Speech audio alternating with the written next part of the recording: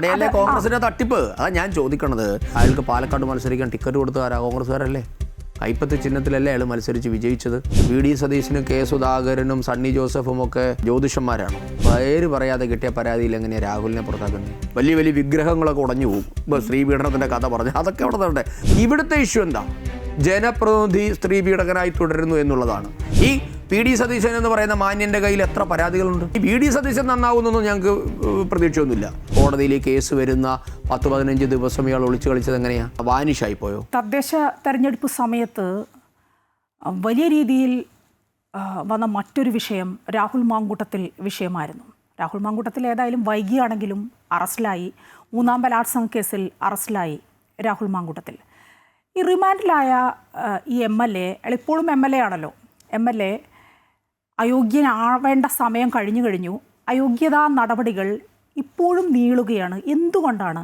എവിടെയാണ് ഇയാൾക്ക് സംരക്ഷണം ലഭിക്കുന്നത്? ആരാണ് സംരക്ഷിക്കുന്നത്? കോൺഗ്രസ്സുകാരാണോ? കോൺഗ്രസ്സുകാരല്ലാതെ പിന്നെ ആരാ സംരക്ഷിക്കുക? എന്തായാലും CPM സംരക്ഷിക്കുമെന്ന് ഞങ്ങൾ കരുതുന്നു. പക്ഷേ BJP-ക്കാർ സംരക്ഷിക്കാൻ പോകുന്നില്ല. കോൺഗ്രസ് പറയുന്നത് അങ്ങനെയല്ലല്ലോ. കോൺഗ്രസ്സുകാർക്ക് എന്തും പറയാലോ. ഞാൻ ചോദിക്കുന്നത്, ആരാ ഇയാളെ ജയിപ്പിച്ചത്? രാഹുൽ മാങ്കൂട്ടത്തിലെ യൂത്ത് കോൺഗ്രസിൻ്റെ സംസ്ഥാന അധ്യക്ഷനാക്കിയതാരാ? കോൺഗ്രസ്സുകാരല്ലേ? അയാൾക്ക് പാലക്കാട് മത്സരിക്കാൻ ടിക്കറ്റ് കൊടുത്തതാരാ? കോൺഗ്രസ്സുകാരല്ലേ? കൈപ്പത്തി ചിഹ്നത്തിലല്ലേ അയാൾ മത്സരിച്ച് വിജയിച്ചത്? രാഹുലിന് വേണ്ടി വോട്ട് പിടിക്കാൻ ഇറങ്ങിയത് കോൺഗ്രസ്സുകാരല്ലേ? വി ഡി സതീശനും കെ സുധാകരനും രമേശ് ചെന്നിത്തലയും KC വേണുഗോപാലും ഒക്കെ അവിടെ പാലക്കാട് തമ്പടിച്ചല്ലേ രാഹുൽ മാങ്കൂട്ടത്തിലെ വിജയിപ്പിച്ചത്? കോൺഗ്രസ്സുകാരോട് ഇതേക്കുറിച്ച് ചോദിക്കുമ്പോൾ അവർ പറയുന്നത്, അന്ന് രാഹുൽ പാലക്കാട് മത്സരിക്കുന്ന സമയത്ത് 1 വർഷം മുമ്പ് അന്ന് കുറ്റാരോപിതനല്ല, അല്ലെങ്കിൽ ഞങ്ങൾക്കറിയില്ല എന്ന് പറഞ്ഞ് ഒഴിയുകയാണ് കോൺഗ്രസ്. അറിഞ്ഞ സമയത്ത് ഞങ്ങൾ അയാളെ സസ്പെൻഡ് ചെയ്തു. അയാളുടെ പേര് പോലും പറഞ്ഞില്ല. ഒരു നടി, അവരാണ് ആദ്യം രാഹുലിനെതിരെ പരാതി ഉന്നയിക്കുന്നത്. അത് ഔദ്യോഗികമായ പരാതിയല്ല, അവർ വാക്കാലുള്ള പരാതിയായിരുന്നു, പേര് പോലും പറയാതെ. എന്നിട്ടും സസ്പെൻഡ് ചെയ്തു. പിന്നീട് പരാതി വന്നപ്പോൾ ഞങ്ങൾ അയാളെ പാർട്ടിയിൽ നിന്ന് പുറത്താക്കി എന്നൊക്കെയാണ് അവർ പറയുന്ന വാദം. അല്ല, അതൊരു മാജിക് അല്ലേ? പേര് പറയാതെ കിട്ടിയ പരാതിയിൽ എങ്ങനെയാണ് രാഹുലിനെ പുറത്താക്കുന്നത്? അല്ല, അതൊന്നല്ലേ അത് ആദ്യം വിശദീകരിക്കേണ്ട അതല്ലേ? അപ്പോൾ ഏതെങ്കിലും ഒരു എന്താ പറയുന്നത്, പേര് പറയാതെ ഒരു സ്ത്രീ പീഡനം കേസ് പാർട്ടി നേതൃത്വത്തിന് മുൻപാകെ വരുന്നു. അവരെങ്ങനെ തീരുമാനിച്ചു രാഹുലാണ് ഈ സ്ത്രീ പീഡകനെന്ന്? അല്ല, അത് അപ്പോൾ ഈ വി ഡി സതീശനും കെ സുധാകരനും സണ്ണി ജോസഫും ഒക്കെ എന്താണ്, ജ്യോതിഷന്മാരാണോ? എനിക്ക് മനസ്സിലാവുന്നില്ല. അവരെങ്ങനെയാണ് കണ്ടെത്തിയത് രാഹുലാണെന്ന്? ഒരു വലിയ വീരവാദം പോലെ പറയാം, പേര് പോലും കിട്ടാത്ത പരാതി ഞങ്ങൾ നടപടിയെടുത്തത്. അപ്പം പേരില്ലെങ്കിൽ പിന്നെ എങ്ങനെ നടപടിയെടുത്തത്? അതല്ലേ ഉണ്ടായത്. അല്ല, അപ്പം അത് പറയണ്ടേ? അപ്പം അവർക്ക് അറിയാമായിരുന്നു എന്നല്ലേ എൻ്റെ അർത്ഥം? നിങ്ങൾക്ക് പരാതി പണ്ട് പറഞ്ഞതുപോലെ കോഴിയെ കട്ടവൻ്റെ തലയിൽ കൂടെ ഉണ്ടാകുമെന്ന് പറഞ്ഞതുപോലെ ഈ പരാതി വരുമ്പോൾ തന്നെ അവർക്ക് അറിയത് രാഹുൽ മാങ്കൂട്ടത്തിനെതിരെയാണെന്ന്. അതിനർത്ഥം എന്താ? രാഹുൽ മാങ്കൂട്ടത്തിൻ്റെ ചെയ്തികളെപ്പറ്റി ഇവർക്കൊക്കെ നല്ല ധാരണയുണ്ടായിരുന്നു. ഇന്നല്ലെങ്കിൽ നാളെ ഇത് പുറത്തു വരുമെന്ന് ഇവർക്കൊക്കെ അറിയാമായിരുന്നു. എന്നിട്ട് ഇപ്പം ഞങ്ങൾ വലിയ നിഷ്കളങ്കരാണെന്ന് നടിക്കുകയാണ്. അത് വേറെ പണി നോക്കണം പോയി. അങ്ങനെയൊന്നും കേരളത്തിലെ ജനങ്ങളെ പറ്റിക്കാനൊന്നും വി ഡി സതീശന് പറ്റില്ല. വി ഡി സതീശൻ വലിയ മാന്യനായിട്ട് ഇപ്പോൾ പറയുന്നുണ്ടല്ലോ, രാഹുൽ മാങ്കൂട്ടത്തിലെ പുറത്താക്കി. എവിടെ പുറത്താക്കി? കോൺഗ്രസിനകത്തൊരു സ്ത്രീ പീഡകൻ ഇരുന്നാൽ ഞങ്ങൾക്കെന്താ? കോൺഗ്രസിൻ്റെ കൂടാരം തന്നെ പീഡകന്മാരുടെ കൂടാരമാണ്. ചരിത്രം പറഞ്ഞാൽ അങ്ങ് 947 മുതൽ താഴോട്ട് പറയേണ്ടി വരും. ഞാൻ അതൊന്നും പറയുന്നില്ല, പോയിക്കോട്ടെ. വലിയ വലിയ വിഗ്രഹങ്ങളൊക്കെ ഉടഞ്ഞു പോകും. ഇപ്പോൾ സ്ത്രീ പീഡനത്തിൻ്റെ കഥ പറഞ്ഞു, അതൊക്കെ അവിടെ തന്നെ. അപ്പോൾ ഈ കോൺഗ്രസിൻ്റെ കൂടാരം എന്ന് കോൺഗ്രസിൻ്റെ കൂടാരം എന്ന് പറഞ്ഞാൽ ഉമറുടെ കൂടാരമാണ്. പണ്ട് നൈന സാഹിനി എന്ന് പറയുന്ന ഒരു പെങ്കൊച്ചിനെ തല്ലിക്കൊന്ന് തന്തൂരി അടുപ്പി വെച്ച് ചുട്ടവന്മാരാണ് ഉമർ യൂത്ത് കോൺഗ്രസ്സുകാരന്മാർ. അപ്പോൾ ചരിത്രങ്ങളൊക്കെ ഇഷ്ടംപോലെ പറയാറുണ്ട്. അപ്പോൾ അത് പോയിക്കോട്ടെ. അപ്പം നിങ്ങളുടെ കൂടാരത്തിൽ സ്ത്രീ പീഡകനോ പെൺവാണിഭക്കാരനോ കള്ളവാറ്റുകാരനോ ഇരുന്നാൽ കേരളത്തിന് എന്താണ്? ഇവിടുത്തെ പ്രശ്നം ജനപ്രതിനിധി പീഡകനായതാണ് അല്ലേ? ഈ കോൺഗ്രസിനകത്തെ ഒരുത്തൻ പെണ്ണുങ്ങളെ വാണിഭം ചെയ്യുന്ന ഒരുത്തനാണ്. ഞങ്ങൾക്ക് എന്താ? നിങ്ങൾ വെച്ചോ നിങ്ങളുടെ പാർട്ടിയിൽ. അവൻ നാട്ടുകാരുടെ തലയിൽ കെട്ടിവെക്കാതിരുന്നാൽ പോരെ. ഇവിടുത്തെ ഇഷ്യൂ എന്താ? ജനപ്രതിനിധി സ്ത്രീ പീഡകനായി തുടരുന്നു എന്നുള്ളതാണ്. അപ്പോൾ കോൺഗ്രസ്സുകാർ കൊണ്ട് നടന്ന് കോൺഗ്രസിൻ്റെ എല്ലാ മെഷീനറി ഉപയോഗിച്ച് കോൺഗ്രസിൻ്റെ സർവ്വശക്തിയും എടുത്ത് ഒരാളെ MLA ആക്കി. അപ്പോൾ സ്ത്രീ പീഡകനാന്ന് പറഞ്ഞപ്പോൾ അവനെ കോൺഗ്രസിൽ നിന്ന് പുറത്താക്കിയാൽ മതിയോ? MLA സ്ഥാനമല്ലേ ആദ്യം രാജിവെപ്പിക്കേണ്ടത്? നിങ്ങൾ പാർട്ടിയിലുണ്ടോ ഇല്ലയോ എന്നുള്ളത് ജനങ്ങളുടെ ഇഷ്യൂവേ അല്ല സർ. അതാ ഞാൻ ചോദിക്കുന്നത്. ഞാനെന്ന് പറഞ്ഞോട്ടെ, ഈ രാഹുൽ ഗാന്ധിക്കെതിരെ ആരോപണം ഇല്ല. നിങ്ങൾ നിൽക്കൂ. ഈ രാഹുൽ ഗാന്ധിക്കെതിരെ പോലും ആരോപണം ഉണ്ടായിട്ടില്ല. അപ്പോൾ അത് നിങ്ങളുടെ പാർട്ടിക്കകത്ത് ഇരുന്നോട്ടെന്നേ. സന്ദീപ്, ഒറ്റ സംശയം. MLA സ്ഥാനത്ത് നിന്ന് രാഹുലിനെ രാജിവെപ്പിക്കണം, അത് ശരിയാണ്. പക്ഷേ അതിനിപ്പോൾ പറയാൻ എന്ത് യോഗ്യതയാണ് കോൺഗ്രസിനുള്ളത്? അതായത് കോൺഗ്രസ് അംഗമേ അല്ല, കോൺഗ്രസിൽ നിന്ന് പുറത്താക്കിയതാണ് രാഹുലിനെ. ഇനിയിപ്പോൾ എന്താണ് പറയുക? അത് പറയേണ്ടത് ആരാണ്? നിയമപരമായി തന്നെ മുന്നോട്ട് പോകേണ്ട കാര്യമല്ലേ? അല്ല, അവിടെയല്ലേ കോൺഗ്രസിന്റെ തട്ടിപ്പ്? അതാ ഞാൻ ചോദിക്കണത്. ഇങ്ങനൊരു ഇഷ്യൂ ഉണ്ടായപ്പോൾ ഇവനെ ആദ്യം MLA, ഞാൻ പോയിക്കോട്ടെ, ഇപ്പോൾ നിങ്ങൾ ഒന്നാമത്തെ കാര്യം ആദ്യം MLA സ്ഥാനം രാജിവെപ്പിക്കേണ്ട, നടന്നില്ല, ശരി, കോൺഗ്രസിൽ നിന്ന് പുറത്താക്കി. ഇനി നിങ്ങൾ പറയുന്ന സാങ്കേതികമായി നിങ്ങൾക്കതിന് പറ്റില്ല, കാരണം ഇയാൾ കോൺഗ്രസിൽ നിന്ന് പുറത്തായി, ശരി, വാദത്തിന് വേണ്ടി സമ്മതിച്ചു. പക്ഷേ നാവാടിയോ? ഒന്ന് പറഞ്ഞോ, ഒരു നെയിം സേക്ക്, ഒരു പേരിന് വേണ്ടിയെങ്കിലും രാഹുൽ മാങ്കൂട്ടത്തിൽ MLA സ്ഥാനം രാജിവെക്കണമെന്ന് പറയാനുള്ള നട്ടല്ലെന്താ ഇല്ലാത്തത്? നിങ്ങൾ അയാൾ അനുസരിക്കില്ലായിരിക്കാം, നിങ്ങൾക്ക് സാങ്കേതികമായ അതിൽ അധികാരമില്ലായിരിക്കും, ഒക്കെ ശരിയാണ്. എടാ, ഇവന്മാർ പണ്ട് CPM-മാരെ പറ്റി എന്താ ഡൊണാൾഡ് ട്രംപ് രാജിവെക്കണമെന്ന് ഇവിടെ ആവശ്യപ്പെടുന്നില്ലേ? ഇവന്മാർ പറഞ്ഞ് രാജിവെക്കൂ? നിങ്ങൾ എന്തെല്ലാം ആവശ്യപ്പെടുന്നു? നരേന്ദ്രമോദി രാജിവെക്കണമെന്ന് ഇവന്മാർ ആവശ്യപ്പെടുന്നു, ഇവന്മാർ പറഞ്ഞ് നരേന്ദ്രമോദി രാജിവെക്കൂ? എടാ, സ്വന്തം പാർട്ടിയിലുണ്ടായിരുന്നതിന് രാജിവെക്കണമെന്ന് പറയാനുള്ള തൻ്റെ ഇടം ഇല്ല എങ്കിൽ ഈ പീഡകനായിട്ടുള്ള രാഹുലിനെക്കാട്ടി വലിയ പീഡകന്മാർ ഇതിനകത്തുണ്ട്. അല്ലെങ്കിൽ രാഹുലിൻ്റെ കയ്യിൽ ഇവന്മാരുടെയൊക്കെ ഉടായ്പിൻ്റെ തെളിവുണ്ട്, അത്രേ ഉള്ളൂ. So simple. അപ്പോൾ ഇതൊക്കെ നാട്ടുകാർക്കൊക്കെ അറിയാം. അത് VD സതീശനായാലും ഷാഫി പറമ്പിലായാലും ഈ പറയുന്ന എല്ലാവരുടെയും ഇതിനെക്കാട്ടിൽ വലിയ കാര്യങ്ങൾ രാഹുൽ മാങ്കൂട്ടത്തിന് അറിയാം. അപ്പം അതുകൊണ്ട് പറയില്ല, എന്നെ കൊണ്ട് കൂടുതൽ പറയിപ്പിക്കരുത് എന്ന് പറയാതെ പറയുകയാണ് രാഹുലിനെ അങ്ങനെയാണ് ഇവർ സംരക്ഷിക്കുന്നത്. അല്ല എങ്കിൽ ഞാൻ പറഞ്ഞില്ലേ, ഒരു പത്രപ്രസ്താവന കൊടുത്ത് രാഹുൽ മാങ്കൂട്ടത്തിൽ അടിയന്തരമായി രാജിവെക്കണമെന്ന് പറയാനുള്ള തൻ്റെ ഇടം എന്താ ഇല്ലാത്തത്? ഉണ്ടാവില്ല. ചെയ്താലും ഇനി ആ സംരക്ഷണം അധികം കാലം നിൽക്കില്ല. അത് വേറെ ഇഷ്യൂ. അത് ഇവരുടെ എന്താണ്, അതിനകത്ത് ഇവർക്ക് എന്ത് മെറിറ്റാ ഉള്ളത്? സാങ്കേതികമായി ഇയാൾ MLA അല്ലാതെയാകും. അത് സ്വാഭാവികമായി സംഭവിക്കുന്ന നടപടിക്രമം. ഇപ്പോൾ കഴിഞ്ഞ ദിവസം സ്പീക്കർ പറഞ്ഞല്ലോ, ഒരു പക്ഷേ നിയമസഭയുടെ എത്തിക്സ് കമ്മിറ്റി കൂടി കഴിഞ്ഞാൽ ഇയാളെ പുറത്താക്കണമെന്ന് ആവശ്യപ്പെടുക, ഇയാളെ ഇല്ലാതാക്കുക, അല്ലെങ്കിൽ ഇനി ഒന്നും ഇല്ലെങ്കിൽ നിയമോപദേശം തേടണം എന്നൊക്കെയാണ്. ഇവന്മാർ രണ്ടുപേരും എന്തെങ്കിലും കാണിച്ചിട്ടില്ലെങ്കിൽ പോലും 90 ദിവസം കൊണ്ട് ഇത് ഇല്ലാതാവുമല്ലോ. ഞാൻ ചോദിക്കണ 90 ദിവസം കൊണ്ട് ഈ ശല്യം ഒഴിഞ്ഞു പോകുമല്ലോ. 20-ാം തീയതി സഭ സമ്മേളിക്കാൻ പോവുകയാണ്, അതിനു മുമ്പെങ്കിലും ഇത് നടക്കണം.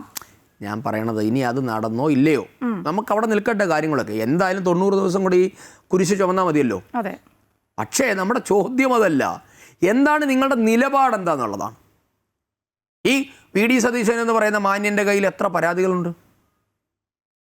ഈ രാഹുൽ മാങ്കൂട്ടത്തിനെതിരെ ഇത്രയും രാഹുൽ മാങ്കൂട്ടത്തിൽ ഇത്ര വലിയ കൊടിയ വിഷമാണ്, ഇത്ര കൊടും ക്രിമിനലാണ് എന്ന് VD സതീശൻ പത്രം വായിച്ചറിഞ്ഞ് അതങ്ങ് പറവൂരിലെ ജനങ്ങൾ പോലും വിശ്വസിച്ചു, സ്വന്തം ഭാര്യ പോലും വിശ്വസിക്കുമെന്ന് തോന്നുന്നില്ല. VD സതീശൻ്റെ ആ ഒരു നിലപാട് അത് കയ്യിൽ വെച്ചാൽ മതി.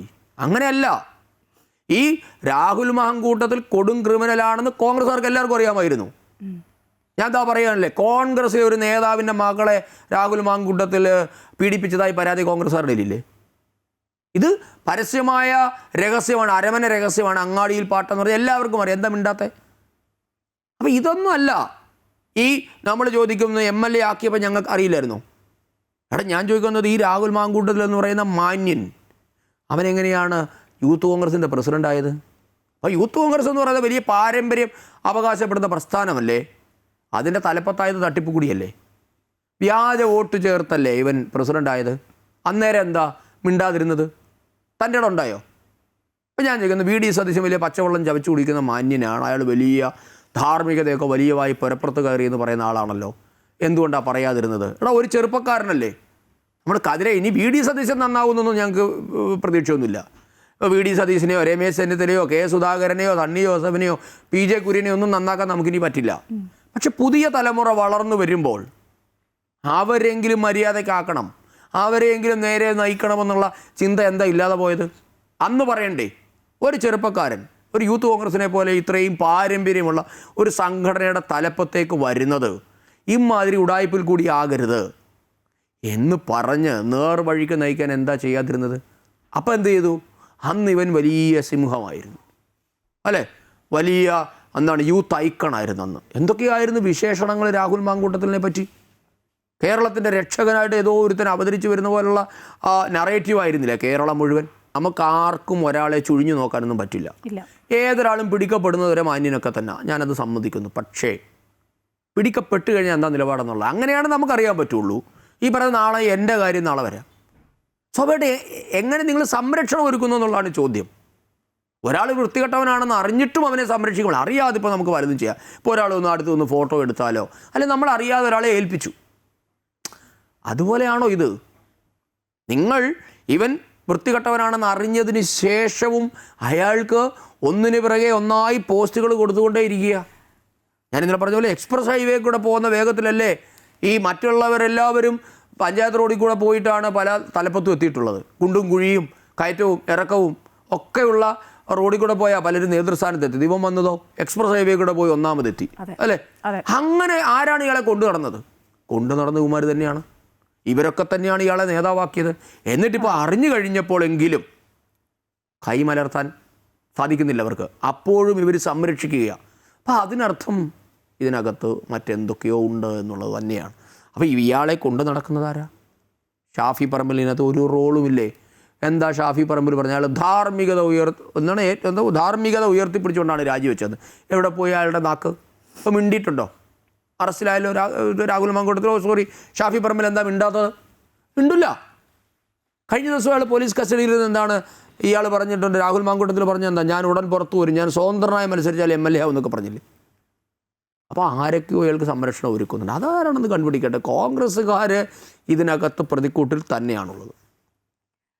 ഏതായാലും ഈ നിയമസഭാ തെരഞ്ഞെടുപ്പ് വിജ്ഞാപനം അധികം വൈകില്ല.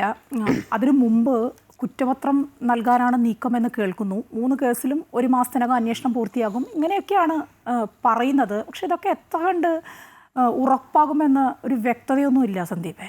അതൊന്നും നമുക്ക് പറയാൻ പറ്റില്ല. അന്വേഷണ സംഘവും മുഖ്യമന്ത്രിയുടെ വിരൽത്തുമ്പിലാണ് ഈ കാര്യങ്ങളൊക്കെ. അദ്ദേഹം തീരുമാനിക്കട്ടെ. അദ്ദേഹം തീരുമാനിച്ചാൽ വളരെ പെട്ടെന്ന് നടപടി ഉണ്ടാകും. അത് ആത്മാർത്ഥത ഉണ്ടോ എന്നുള്ള ചോദ്യം മാത്രമേ ഉള്ളൂ.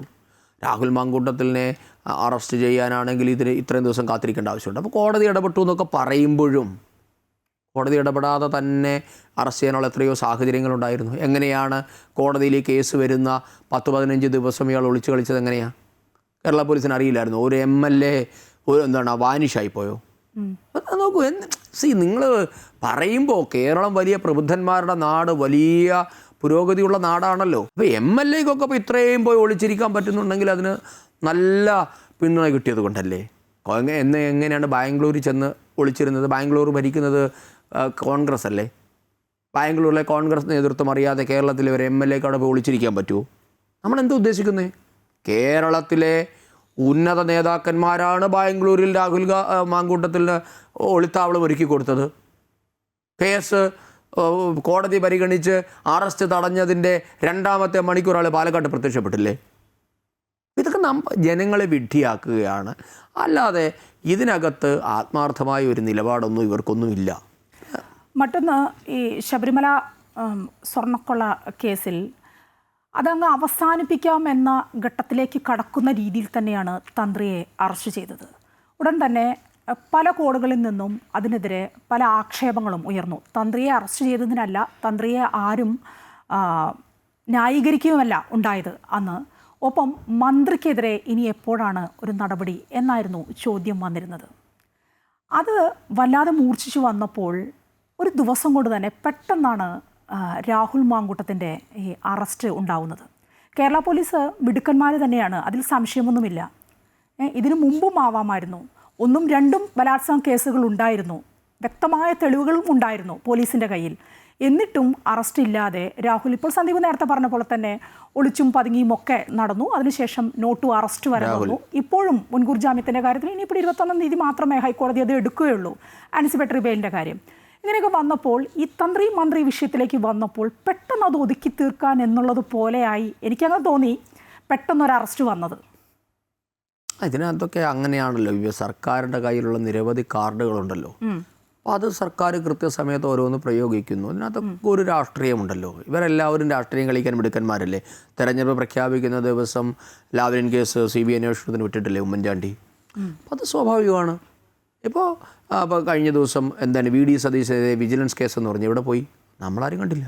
അപ്പോൾ ഇത് ഇവരൊക്കെ തമ്മിലുള്ള അഡ്ജസ്റ്റ്മെൻറ്റ് രാഷ്ട്രീയം എന്നതിനപ്പുറത്തേക്ക് ആ രാഷ്ട്രീയമായി പ്രസക്തി ഇല്ലാത്തവർക്ക് പ്രസക്തി ഉണ്ടാക്കി കൊടുക്കാൻ ഒരു പ്ലേസോ കാര്യം UDFന് രാഷ്ട്രീയമായ പ്രസക്തി നഷ്ടപ്പെട്ടിരിക്കുന്നു എന്ന് CPMകാർ പറഞ്ഞ് നടക്കുന്നത് അവർ തന്നെ ജീവൻ കൊടുക്കുകയാണ് ഇപ്പോൾ ഓരോ വിഷയങ്ങൾ ഉണ്ടാക്കിക്കൊണ്ട്. അപ്പോൾ ഇത് തിരഞ്ഞെടുപ്പ് ഇങ്ങനെ അടുത്ത് നിൽക്കുമ്പോൾ ഇത്തരത്തിലുള്ള പലവിധങ്ങളായ കാര്യങ്ങൾ അവർ ചെയ്യും.